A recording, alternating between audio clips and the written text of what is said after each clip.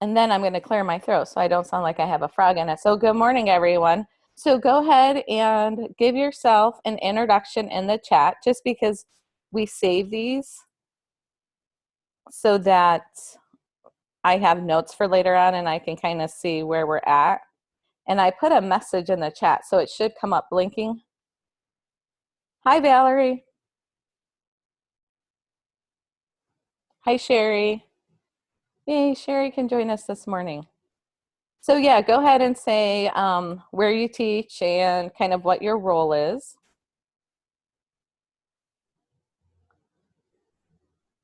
And I think Sarah is one of the few teachers that is joining us, because I kind of reached out to her because she's always like on everything I send. Oh, and Tina teaches 3rd grade. It's going to take me a while to learn who everyone is. Oh, and Dia, you teach also. Oh, and at Simpson College.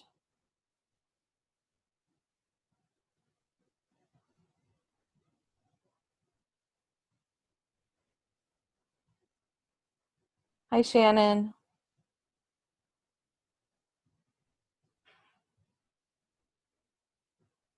It looks like Sherry knows Val. Yay.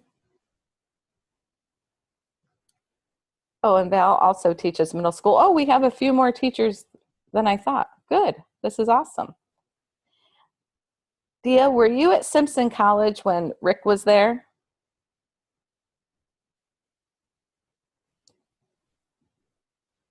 Okay. Rick just left Simpson College and at Christmas, and he used to do this mathematical modeling. So today at the STEM Palooza, we are presenting together. So we're going to do this, and then I'm going to jump in my car and drive to Des Moines from Southeast Iowa and go do that this afternoon. I'm happy to be in the air conditioning because it's really, really warm in Iowa right now, right? Good luck. I know. Thank you. Thank you. I think it'll go well. So, okay. So I like to kind of get who everyone's here. So if you didn't tell me last time, for our warm up, if you didn't tell me last time what of these activities you did, or if you have completed more of these, just go ahead and let me know in the chat, because then I'm just going to go through and kind of, it helps me just to see where we're at and who's done what. And I know when I talked to Sandra last week, she said that they had about 20 more Iowa people sign up, which is great, because then you'll get,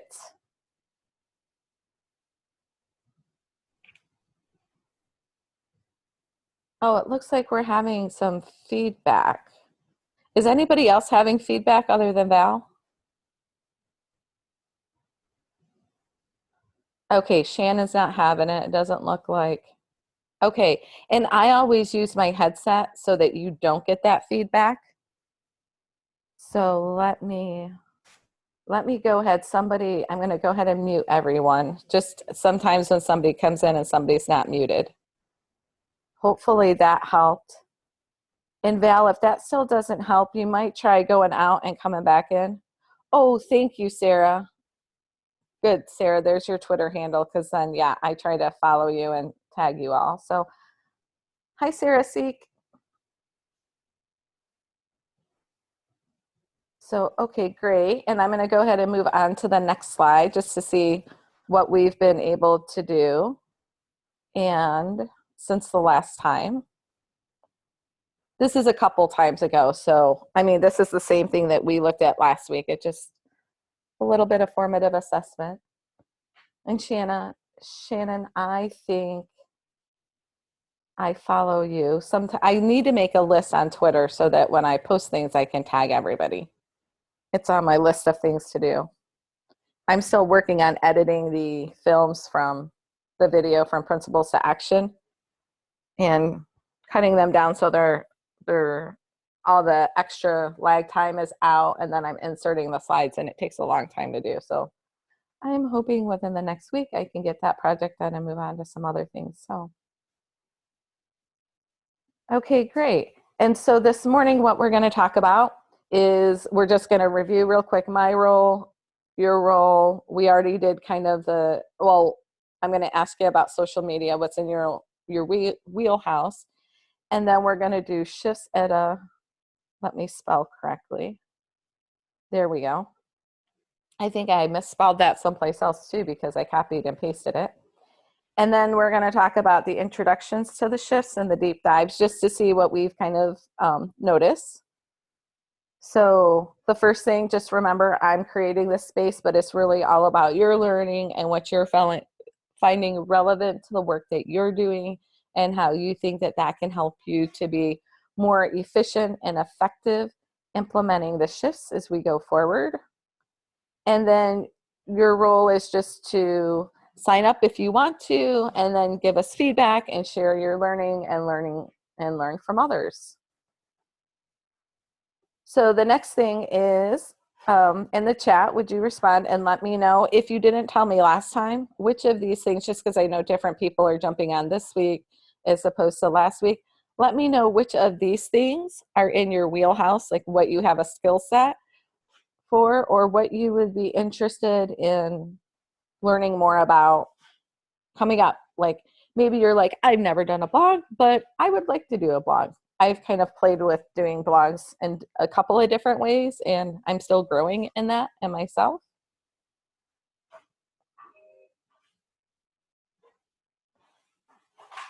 And then, hi, Brandy. I see Brandy just jumped on.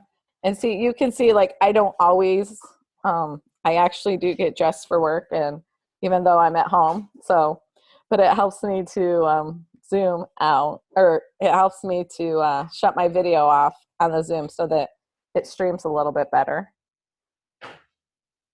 But I did kind of disclose that I was going to have to get in the car and go do a presentation, so that might be one of the reasons why I'm, did the makeup and stuff like that. Okay, it looks like we've got good things coming in on the chat. Awesome.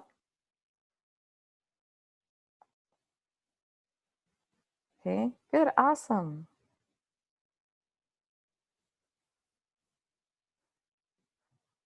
All right, and you can keep those responses coming in if you're still typing them.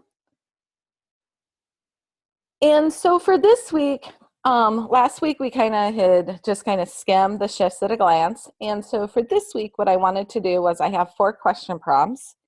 And so we'll start with, and we don't have to get all the way through this morning. If we do, that's fine. Of course, we definitely, the great part of this is the sharing and the learning from each other. So we want to allow for that time. And I'm going to invite you to either in the chat if you're more comfortable, or if you want to mic in, that's great also. And just consider when you went to the shifts at a glance, and I'm going to go ahead and open this up. And on this page here, so we had skimmed this the week before. It was kind of our, not really assignment, but just to kind of keep us moving in the direction of looking at these things, right? Because I know for myself, I'm like, oh yeah, I'll do that, and it ends up on the list. So not that we're holding each other accountable, but it just kind of gives us that little, oh yeah, let me take that 5 or 10 minutes and look, where maybe it would end up on your list of things to do for a month like it does on mine. So I'm going to pause, and considering on this page, either what's on this page or something that you dug a little more deeply into, I'm going to ask you to consider these question prompts. And I wonder if I'm going to try to do a split screen here to see if it will,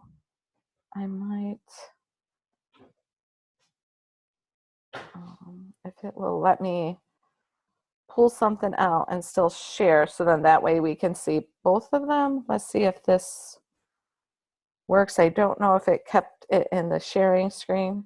Can we still see can we see 2 screens, I guess? Oh, awesome. Yes, I love when tech works. So hopefully this isn't too small that you can still see the questions over here. So what did you find that was new? What did you learn from the resource? What would you tell another colleague, or how could you use this next year? So you don't have to answer all of these. You can answer one or as many. And then we'll kind of, what we'll do is as you reply in the chat, then I can go over here on the right-hand side and you can help me navigate, and then we can maybe look at those a little more deeply. Can you give me a thumbs up if you're streaming your video, if that makes sense of what we're going to do next?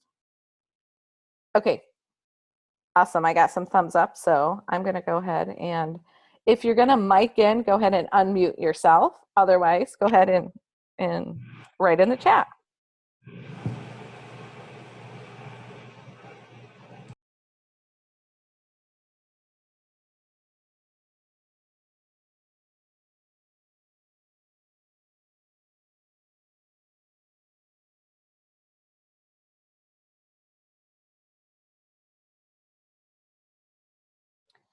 Great question, Valerie. Yes, we are recording these, and where you can find them, because I like to preserve learning, is on the website here. I'm just going to make that big for a second. And so on that website, if you go under agendas, I'm putting it all right here. So like under July 19th, I've already put the slides, and after the recording processes, then I'll throw it in a YouTube channel and I'll put it in there. And I also put the chat. But like on the chat, if you had sent me anything that was personal, like if you just, not personal, but if you sent it to me as a private message, then I delete that out before I post the chat.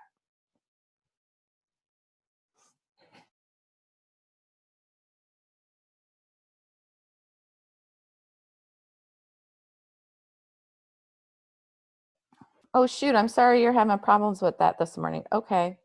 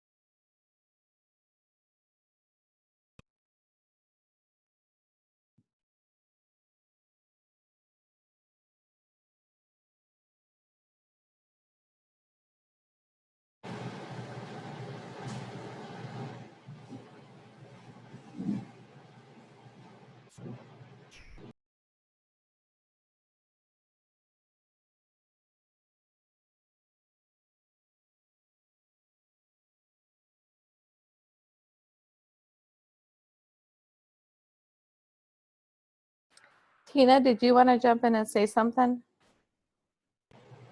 I tend to talk faster than I can type. So perfect. So I teach third grade at West Monona, and I first joined you, April, when I went to class in June at Western Iowa Tech because we were one of the satellites. So this has all been really new learning for me. But at the same time, our district started to unpack the core right before we stopped school here in May. And it's been really interesting and somewhat satisfying to see that what they said our focuses were the focuses that we had picked out, with the exception of like one, which I was like, well, I can see where I do it anyway. I just didn't maybe put as much weight on it.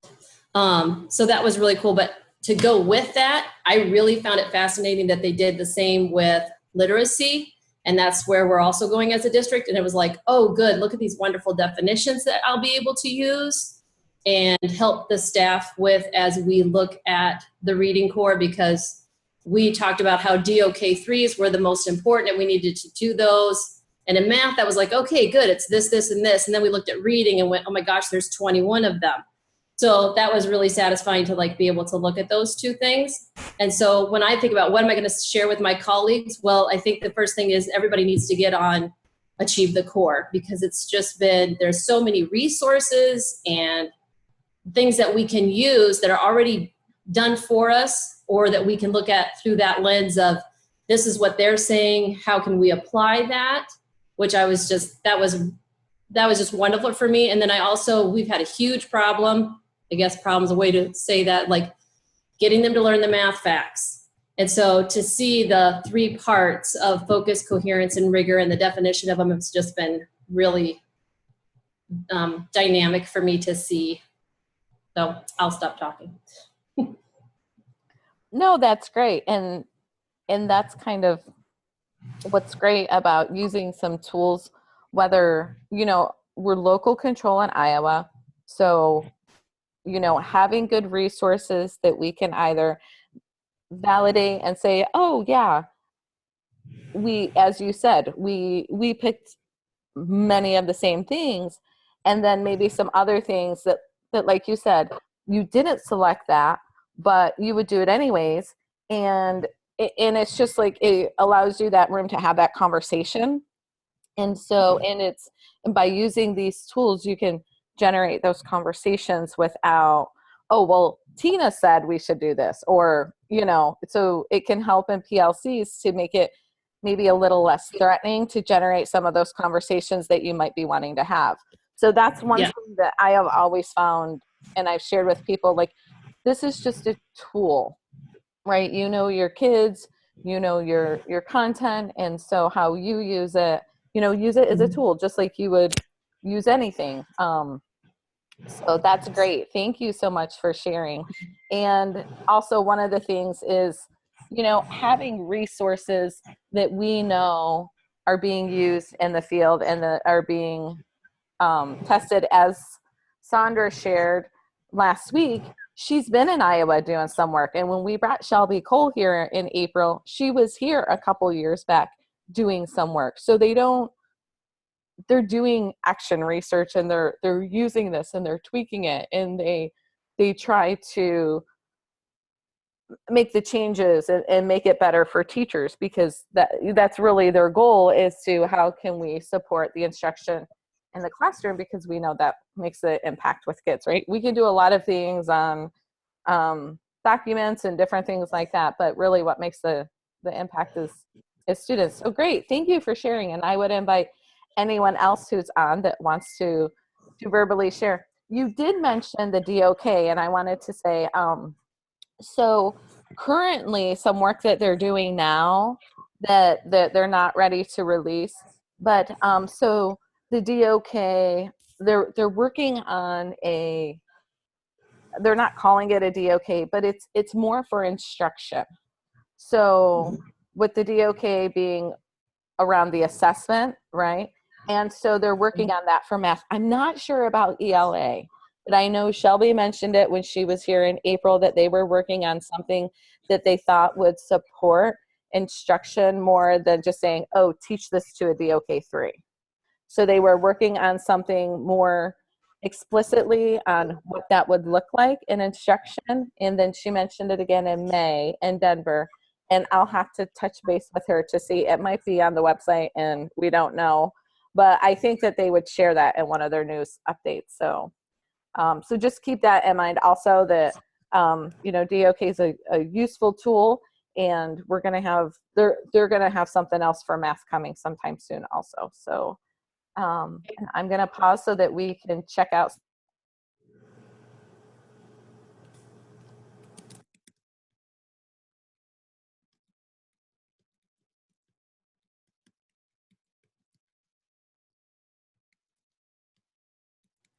Great, Brandy. I'm glad that you found that the focus was great, because I know when we were doing that work too, it was like, well, where do we start? What do we do? So that's great. Shannon says that she worked through the iTunes course you can download provided by the Achieve the Core.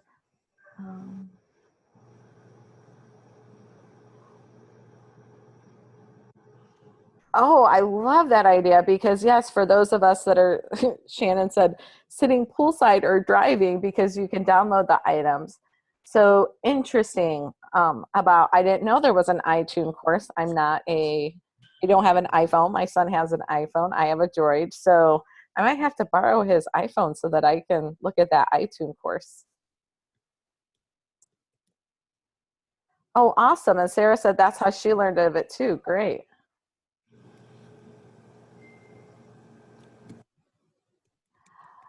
Tina, I'm glad you brought up about those coherence cards because yes, that was something that I found on here that I was like, oh, I didn't know that they were on there. And I don't know if they showed up later on or if they've been there for a while. So, and part of it was because it's this activity is part of the deep dive into the math shifts.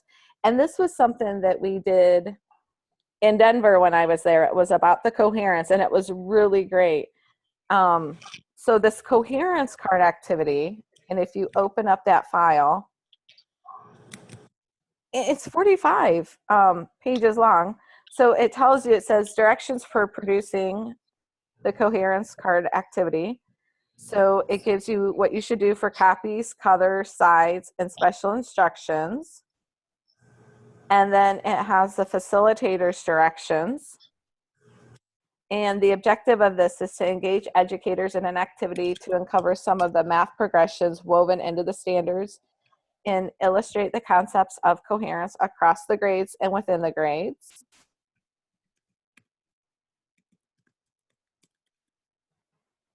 And so it looks like it walks you through. And has anybody used this yet in instruction?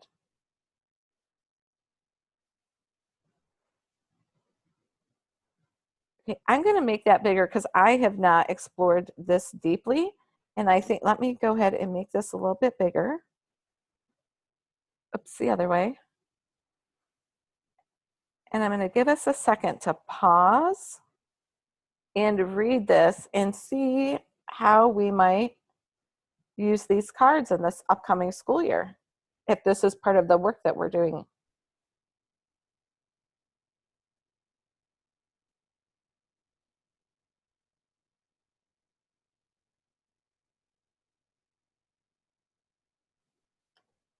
Thank you, Sarah Seek. No problem.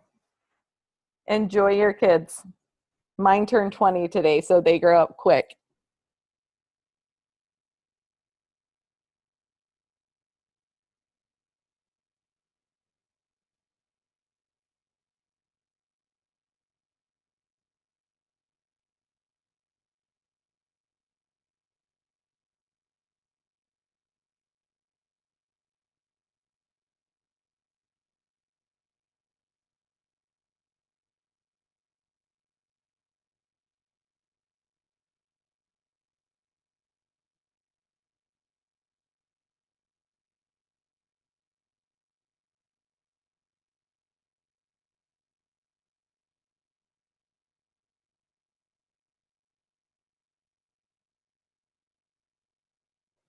Thanks for sharing that comment, Shannon.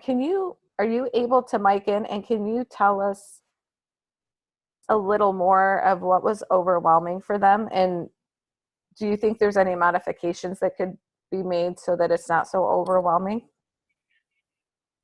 Yes, like I said, it was like 2 years ago when I used it. So I haven't looked at them to see if they've changed at all. I'm going to guess the reason it was probably overwhelming to them is because I only had 4th and 5th grade teachers in the room. And so for a group of teachers that hadn't looked at the standards themselves enough to try and figure out where they fall was just very overwhelming. So I think if I would have maybe tried to focus more on just like 2nd, 3rd, 4th, 5th, and maybe like 6th, and then maybe just put in the rest after they had done that work, it might have made more sense so that they could have still seen the big picture, but only worked with ones that maybe are more closely related to the math ideas that they would need to understand more deeply. Does that make sense? Yes, that does make sense. And I wonder, you said about 2 years ago, so I wonder if now a couple years later, and maybe like you said, you only had 4th and 5th grade, so maybe if you had some other grade levels in there and Yeah. Since then, I have started working with their K-12. I just kind of started with their 4 or 5 because that was at the time who had like that district particularly had started to departmentalize at 4th and 5th grade. And so it was like the first new math focused PD that they had. And of course, me being new, because obviously I'm only in this role 6 years now. So that was like this would be my 6th.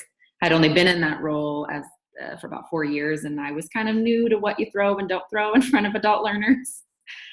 Because obviously I thought it was interesting in my role, but, keeping in mind as a classroom teacher, what overwhelms you and what, your brain is ready for. And so I think at this point, they would be more willing to look at that now, knowing how important it is to know where your kids have been and where they're going. But I think that it was too new at the time for them to think big picture of, well, why do I need to know how to place in coherence what a first grader or kindergartner, should do. But I think at this point, now that they've had more days of PD and things like that, it would be interesting for me to have them do this activity again, and see if their growth mindset has set in of, it is really important to know, because then I can differentiate for them, for my students better. Yes, and thank you for sharing that. I know that even still this past year, I was having districts contact me saying they had just not done anything really with the standards yet, and with having an aligned assessment on the horizon, that they were looking to do that work. And as you all shared, like, where do they look to, how do they begin, and to start with something is helpful. But yes, if they had not really dug in yet to the standards very much, and keeping in mind, as you said, the adult learners, that it has to be relevant to them, I could see where it might be overwhelming for them to look at it. But I think more and more districts are doing this work and have done a lot of the work, and so this sort of work. So I think it would be interesting to see if you went back to them and did it again with them, what would happen. So great. Thank you for sharing and miking in. So I'm seeing a lot about focus also, and let's just look at focus a little bit here. And so one of the things that, at least for me, that I didn't have an appreciation of, remember, one of the things that inspired me in Denver was learning about that I didn't know what I didn't know.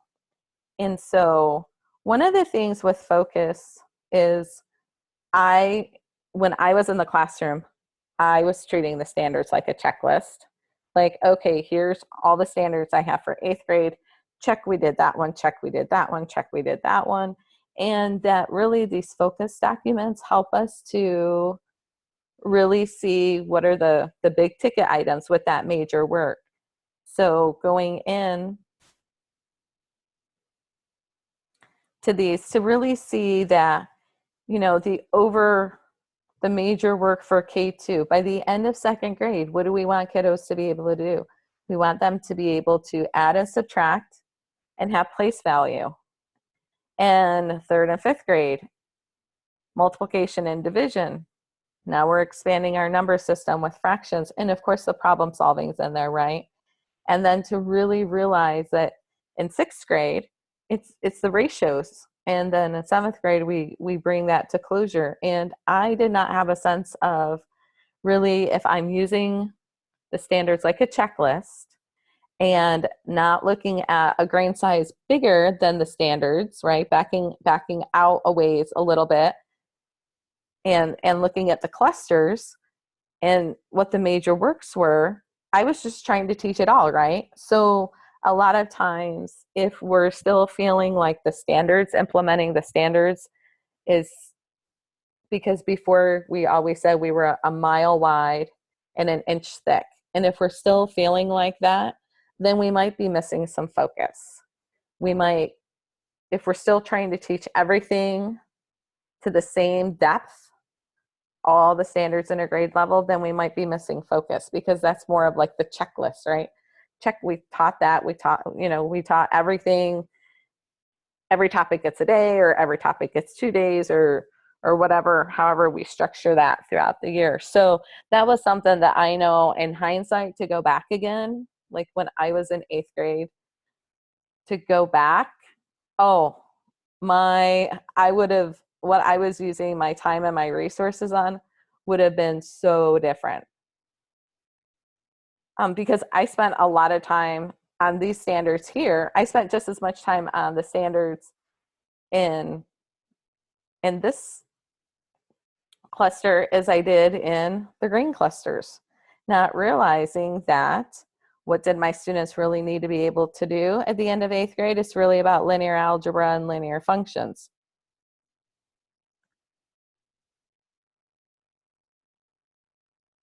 And I know when Shelby was here, and I think it's somewhere in here, and if somebody knows where that is, let me know. But when Shelby was here with the leadership team, she had shared kind of for each of the grade levels how much time the major work should get. And I know I've used that on a slide. Sherry, when I was at Northwest for the keynote, I used it on that slide. So that's something that I should put on the website too. But for example, if I'm a 4th grade teacher, then 1, 2, 3, 4, 5, 6 of the major clusters, then that they kind of say, you know, at a minimum, give those 6 clusters this amount of time. Now, they don't say how much time each of the clusters, but they're just saying what the focus, it should be the major amount of work or the major amount of time, the major amount of resources. So let's pause and take a look at the chat.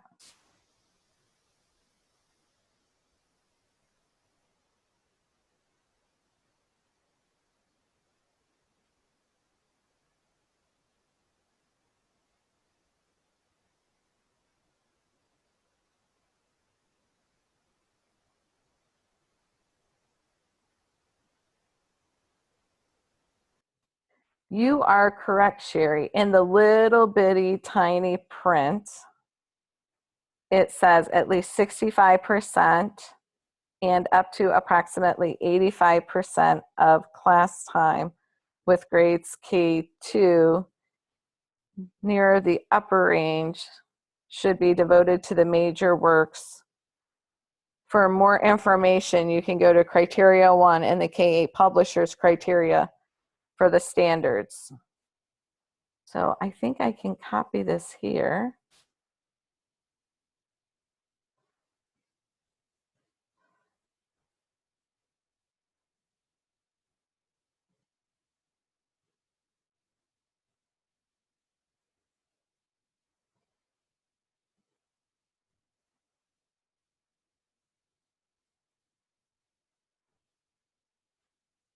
And let's see if we can get this to open in another window for us.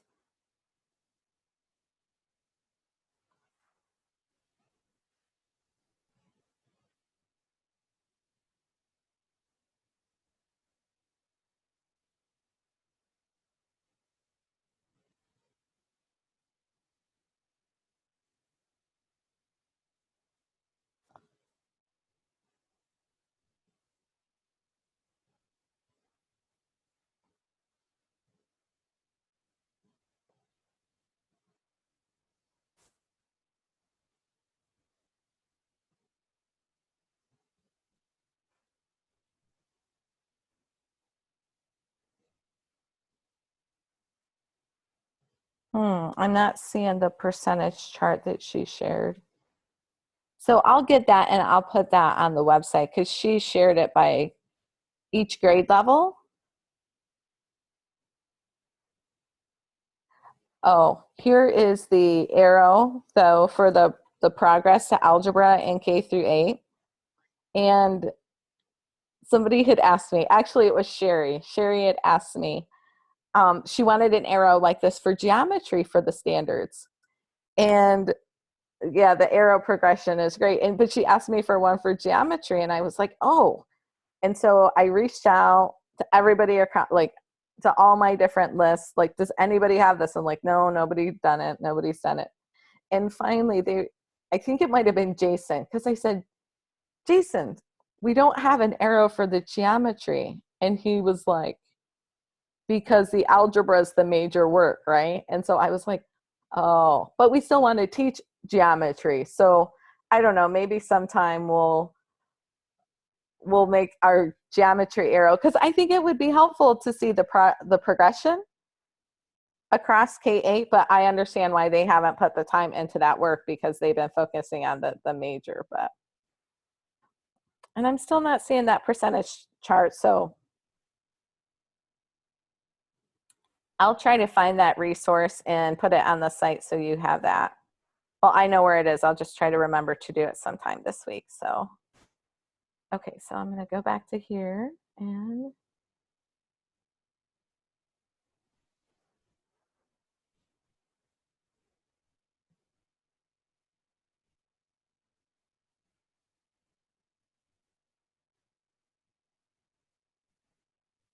hey, I'm just scrolling through the chat right now. 65 to 80%, yes. So 65, at least 65% on of class time. Yeah, it's a minimum. So in 4th grade, at least 65%, up to 85%. And so I had one instructional coach that was using this, and she had used the modules with her teachers, and she's like, and they were like, yeah, we know all this. Now what? And I was like, well, has anything changed in their instruction? And she goes, no, what would change? I said, well, now they need to, now that if they know all this information, so if kind of like if I'm a 3rd grade teacher and I'm like, oh, 65 to 85% of my instructional time should be devoted to my major clusters here, then to go back and look at throughout my school year, and it's 65 to 85% of my time and my resources, am I using it for that? Or am I still treating it like a checklist, right? Because until we stop treating this like the standards like a checklist, then we're probably going to continue to feel like implementing the standards is still a mile wide and an inch deep. And we want it to be an inch wide and a mile deep, right? We want to take this major clusters and have our kids have really good deep understanding, because, and it's so important, the coherence and the focus across the grade levels, because if my kiddos don't have these major clusters, then it's going to possibly make it hard for them to have these major clusters. So, and I see where let me change the screen, but I see where we were also talking about the coherence map. So, and I'm just gonna pull that up in, I wish I had the coherence map. I had it, that they had it done and developed when I was in the classroom. Has anybody used this as a classroom teacher yet with students to kind of see what their kids maybe are struggling with? Or I'm going to pause, and has anybody used the coherence map in the classroom?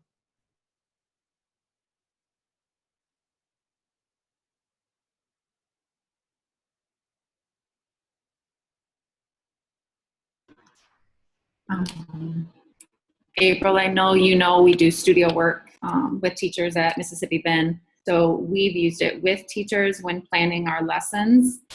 Sometimes like after we've done the live lesson, and all the teachers go back to debrief what student evidence we have, because obviously the teachers that are observing are recording anything that students are writing or anything that they hear students saying. And so then we come back and we look at this document to help us think about what's our next steps. So like, now that we've seen the lesson, we know what our goal was. If kids didn't seem ready, let's look back at what maybe we need to help them understand. And if students seem like they understood, we'll go look at what could we do maybe to extend or expand rather than go on to the next grade level because of the tasks that are in here. And then obviously we've picked or chosen some of the tasks sometimes if they don't have a curriculum that they're actually supposed to use daily. Right. And teachers are honestly have loved it. I mean, like, they're like, wow, I didn't know this thing even existed. But they love how it back maps what prior knowledge they may need. And that's what I really loved about it, because I go back to when I was teaching 8th grade again, and because I taught high school and then went to 8th grade and then bounced back up, and I just think, wow, to help my struggling learners. So if you have, it's his everybody, let me know in the chat if you've used this or not, because I don't want to, like, I don't want to have a conversation if everybody's like, nope, she's boring us, like, we already know this. So let me know if you've used the coherence map in the chat, and then we'll go from there.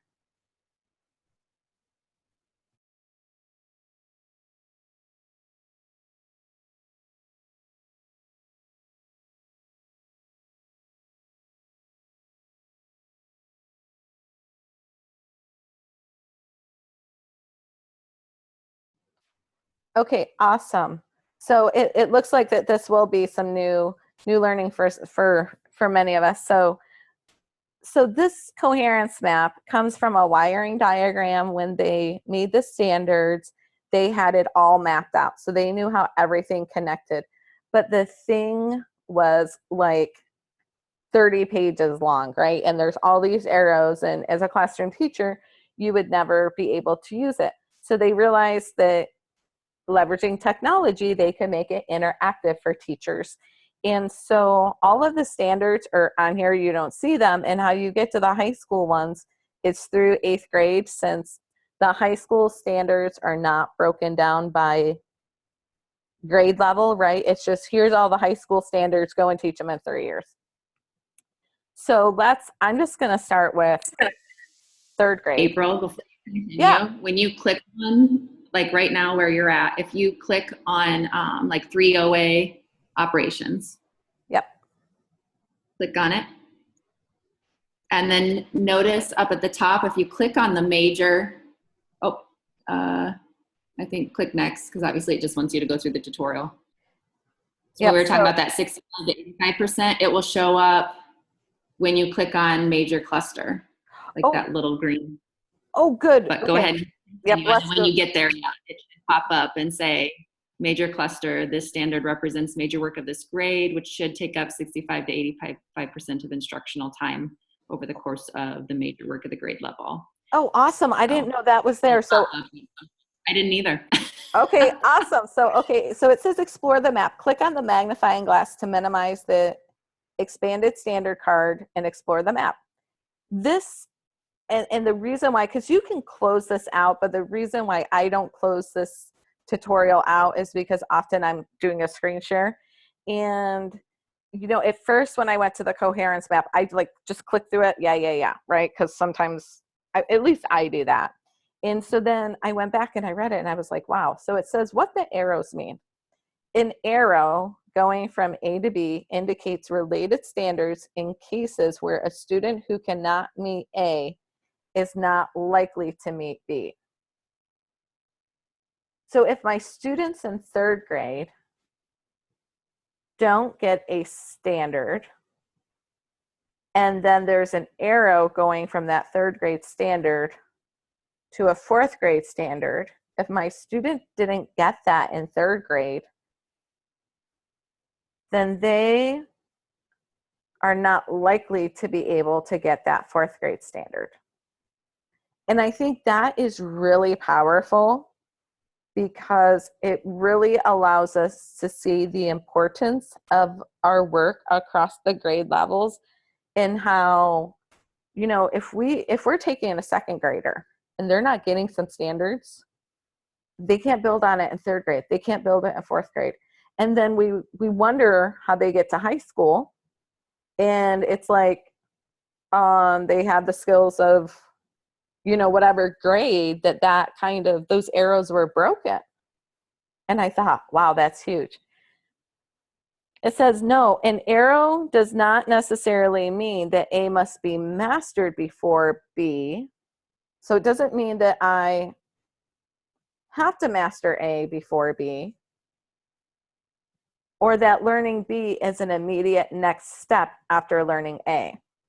which is where we get the coherence across the grade level, because obviously if we're talking third and fourth grade standards and an arrow connects those two, well, I'm not going to learn that fourth grade standard immediately afterwards.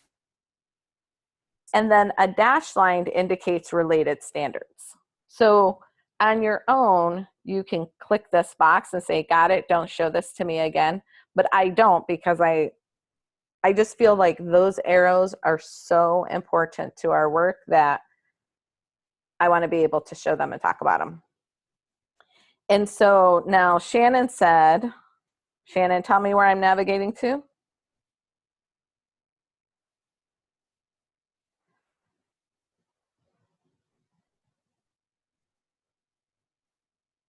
I think she said if I hover someplace. Oops, did I lose Shannon? I'm talking to you, but I'm muted. Okay, gotcha. Totally talking to myself. So if you hover right over the green square above the big 3OA-A1, right in the middle of your screen, yep, and click. Oh my goodness. Who knew that was clickable? It's like a video game.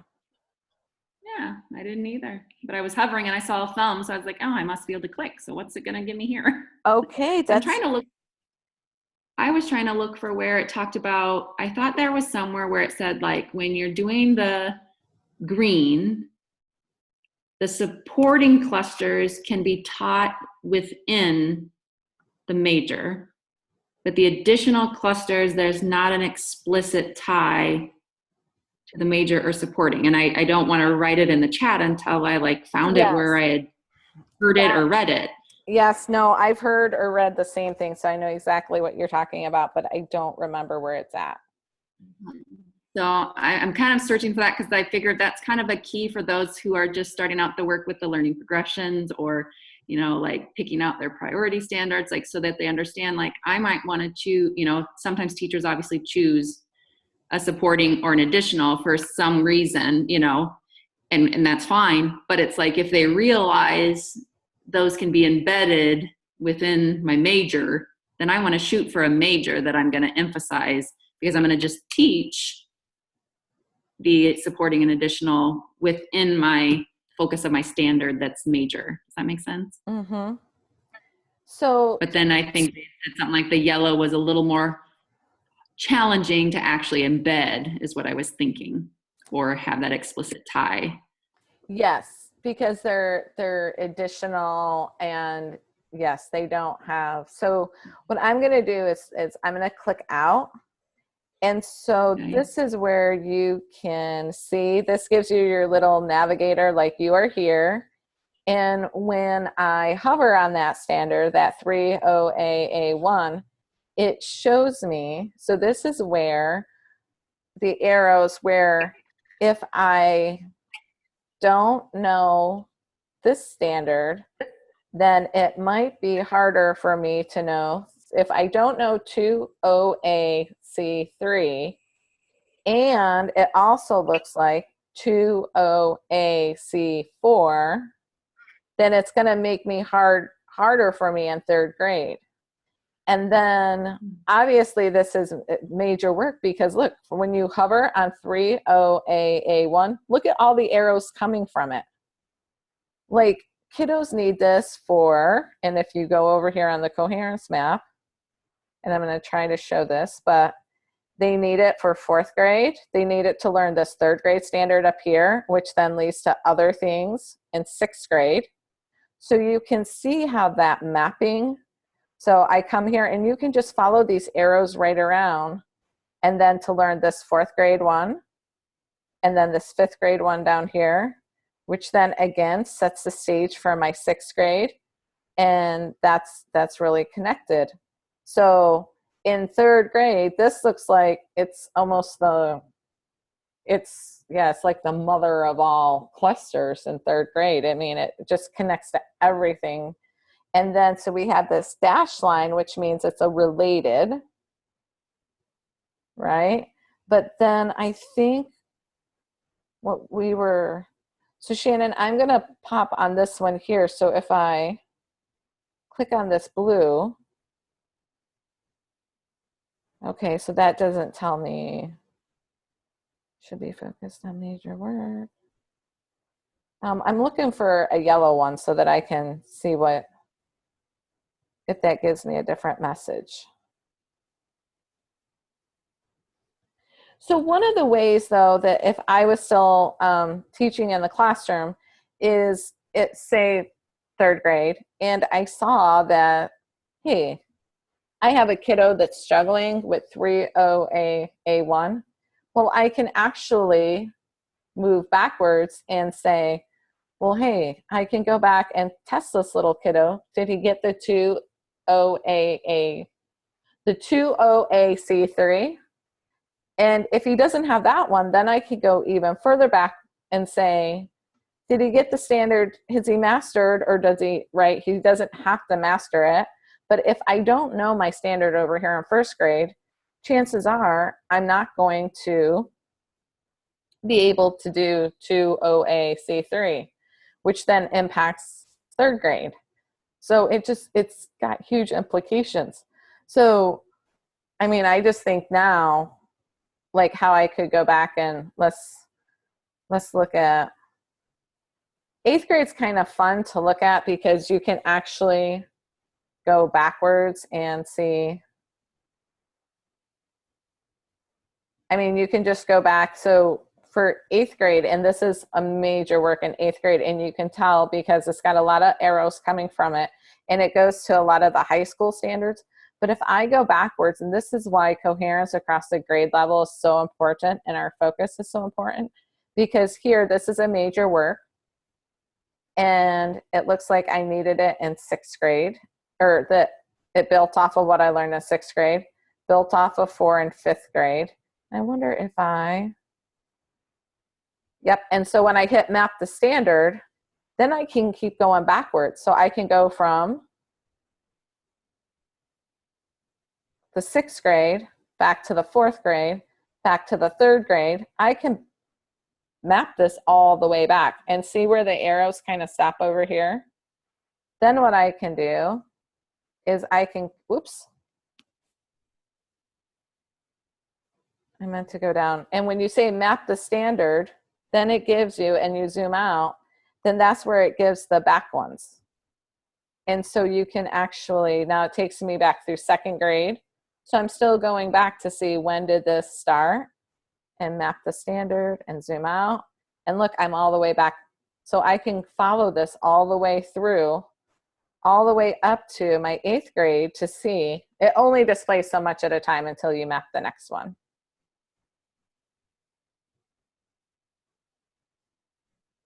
So Shannon put something in the chat and said her understanding is the green and blue have connections within big ideas of those standards, and so can be explicitly tied together.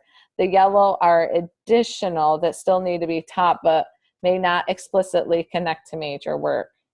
Yes. When you find that, would you share that with us, Shannon? That would be awesome. Definitely. I'm starting to think it might have been in a video and not a document, which I'm obviously not wanting to watch videos right now. I'm just shuffling through all my things I've read. Gotcha. And so Tina said this is so cool, and Sherry said she didn't know that was there. Okay, so confession here. I'm still learning this stuff as well, right? And that's part of why I wanted to have this group, because it makes me, as I said, you know, I could have put you know, look at all the Achieve the Core stuff over the summer. But I know, as I said, it's going to end up on my things to do list. I'm working on the videos from Principles to Action. I've had a bunch of presentations, right? So, but this makes me take that 10 or 15 minutes to get into it. And so anyway, so I did not know that when it said map the standard, I didn't realize it would do the forward and backward arrows until we were just playing around with it. So I'm still learning too. So now I just feel like this is hugely powerful. And then also, so then if you actually open up that standard, they have started and they're still building this. I know that this was some of the work. There was a group that was adding to this when we were at the Denver conference, that they were going in and they're putting the tasks from illustrative mathematics in here.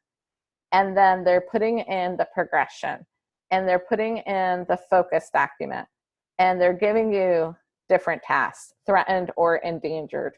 So what's so great, now this one links you to Illustrative, but it's like, it's all right there. So instead of having all these different websites, like they have these partnerships with other groups that, because, you know, there's this group that does a lot of this work, and so it's just really great that way to have a really efficient and effective tool to use.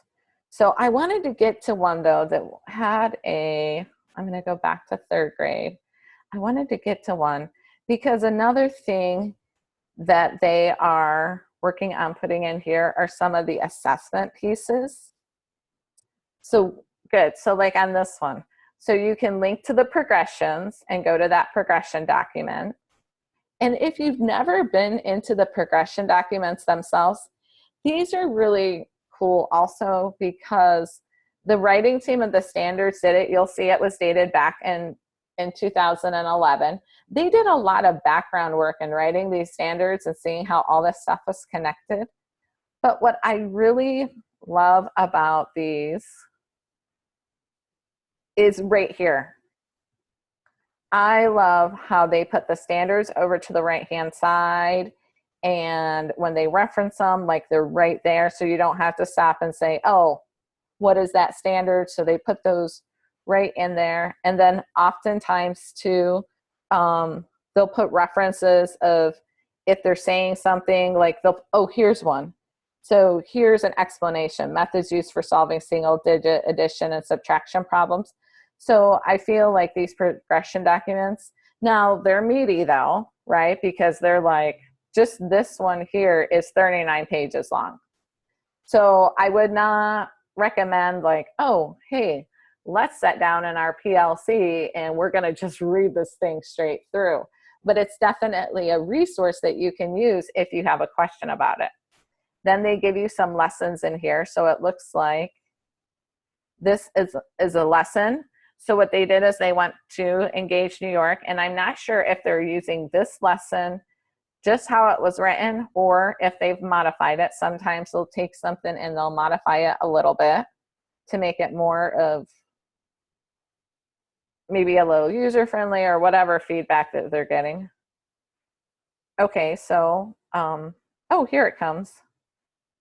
So that here they've taken, and it looks like they have reworked it around a little bit to show the focus and the coherence. And so they have this 3rd grade module right in here.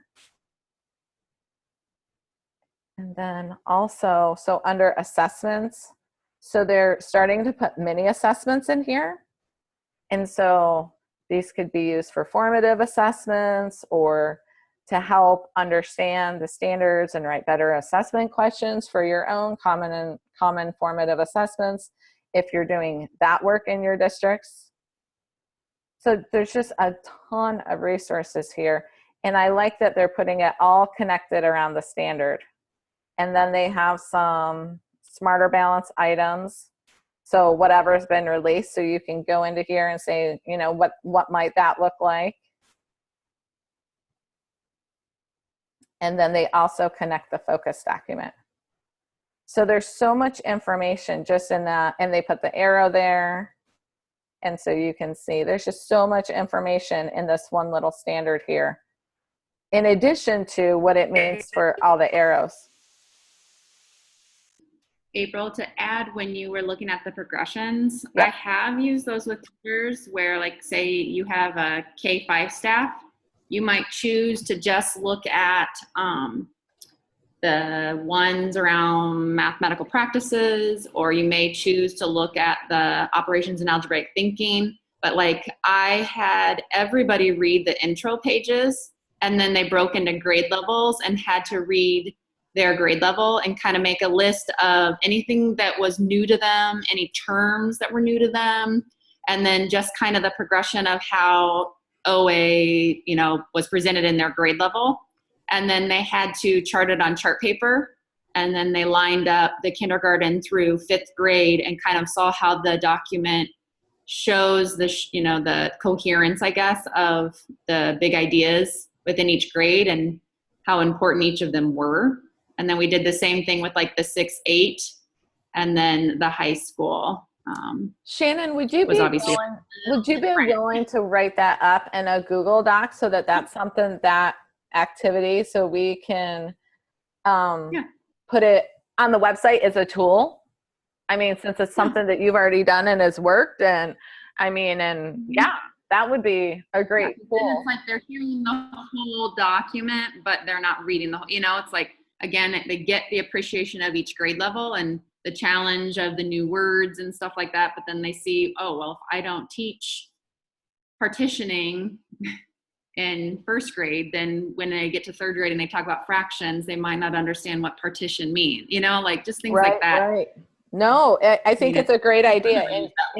And Tina said, yes, please. And that's part of why having this conversation across the state is so important, because look, now we have a great tool, resource, activity, whatever. And that's something also too, Shannon, after you write it up, I would share that link, like when you do the survey form, to let like SAP know where they have the Google form, like how you're doing it, like write that up, give them that link, because I think they would be interested in that. And they might have some things that can go along with it, or they might be like, hey, Shannon, we really like that. Can we, use it? So, okay, great. Hey, everyone. Okay, so I got so mesmerized by the coherence map and was having so much fun clicking and playing that it is 10:02. So what we're going to do is we're just going to table, and on our, we were just having so much fun exploring, and this was the whole point of creating this space. So I think next week, because we just did the shifts at a glance, so continue to explore the shifts at a glance, and then maybe the introduction to the shifts. Like, I wasn't sure how fast this would go, right? So using a little bit of formative assessment, knowing kind of where we got today. So continue to do this, continue exploring with the shifts at the glance and the different tools there. And then if you run out of things to do and you're like, hey, I want some more, let's go ahead and do the introduction. And thank you so much, Tina. Can I put, yes, I will follow up with an email when I send out the link after I upload the recording. It might not be until tomorrow since I'll be traveling today. So thank you, everyone. And Sarah Martin says, I can't wait to share this knowledge with my peers at Twitter Map Camp next week. Yay! I love it. Make sure to tweet out and hashtag everybody. Thanks, Sherry. You guys are awesome. And I just so appreciate you. And I appreciate you holding me accountable for this learning too, because it's really important. So everyone have a great week. Stay cool, jump in the pool, and I will see you all next week. Thanks, everyone.